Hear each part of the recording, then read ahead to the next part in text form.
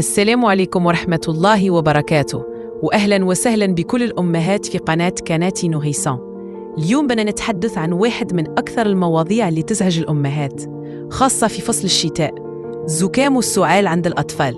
رح نعرف مع بعض أسباب الزكام، كيف نميز بين الزكام العادي والحالة الخطيرة، وأهم الطرق الطبيعية والآمنة للعلاج في المنزل. فإذا كان طفلك يعاني من سيلان الأنف أو سعال مزعج، تابعي معي الفيديو للآخر لأن المعلومات اليوم رح تفيدك جداً. وما تسوش حبيباتي الاشتراك في القناة وتفعيل زر الجرس حتى يصلكم كل جديد عن صحة ونمو أطفال. يلا نبدأ على بركة الله. أولاً، ما هو الزكام وكيف يحدث؟ الزكام هو التهاب فيروسي يصيب الجهاز التنفسي العلوي، وأكثر فئة تتعرض له هم الأطفال الصغار والرضع لأن مناعتهم ما زالت تتطور. الفيروس ينتقل بسهولة جداً عن طريق الرذاذ، عن طريق اللمس، أو حتى من طفل آخر في الحضانة أو العائلة. يعني مجرد ما يتعرض الطفل لشخص مصاب ممكن يلتقط العدوى بسرعة. ثانياً، أعراض الزكام عند الأطفال. الأعراض تختلف من طفل لطفل، لكن غالباً تشمل سيلان أو انسداد في الأنف، عطس متكرر، سعال خفيف أو متوسط، فقدان الشهية، نوم غير منتظم، أحياناً حرارة خفيفة، عصبية وبكاء أكثر من المعتاد. هذه الأعراض تعتبر طبيعية جداً وما تخوفش. ثالثاً، متى يكون السعال طبيعياً ومتى يصبح خطيراً؟ من المهم نعرف أن السعال جزء طبيعي من عملية تنظيف الجسم للمجاري التنفسية. سعال خفيف أثناء الزكام طبيعي، سعال رطب من الأنف للصدر طبيعي. أما السعال اللي لازم ننتبه له فهو سعال مع صفير، صعوبة في التنفس، سعال مستمر لأكثر من أسبوعين، أو سعال قوي جداً لدرجة يسبب قيء متكرر، وهنا لازم نراجع الطبيب فوراً. رابعاً، متى يجب زيارة الطبيب؟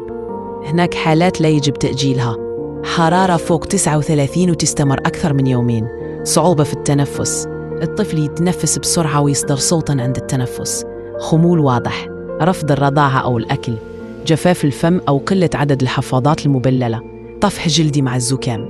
هذه كلها علامات تحتاج تدخل طبي. خامساً، العلاج المنزلي الآمن والمجرب. المميز في الزكام أنه لا يحتاج أدوية في أغلب الحالات لأنه الجسم يتعافى وحده، لكن في خطوات مهمة تساعد الطفل على التحسن بسرعة. 1.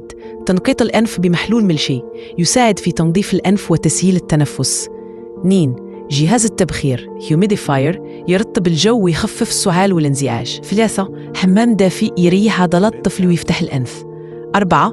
رفع رأس الطفل قليلا في أثناء النوم يساعده يتنفس أفضل. إعطاء سوائل كافية لمن هم فوق 6 أشهر. 6. تدفئة الطفل جيداً ولكن بدون مبالغة، الحرارة الزائدة تزعج الطفل. سادساً، هل أدوية السعال والزكام آمنة للأطفال؟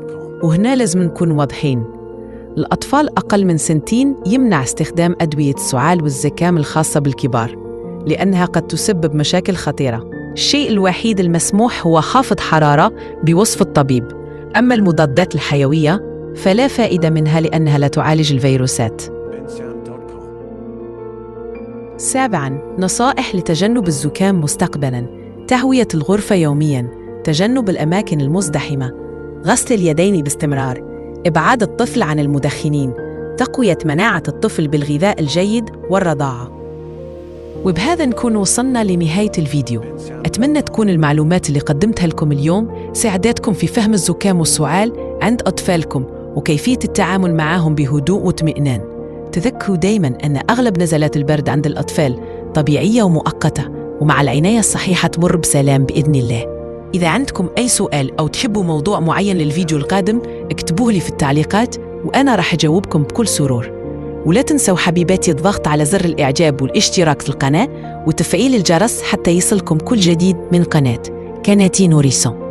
شكراً لمشاهداتكم، نشوفكم في فيديو جديد بإذن الله.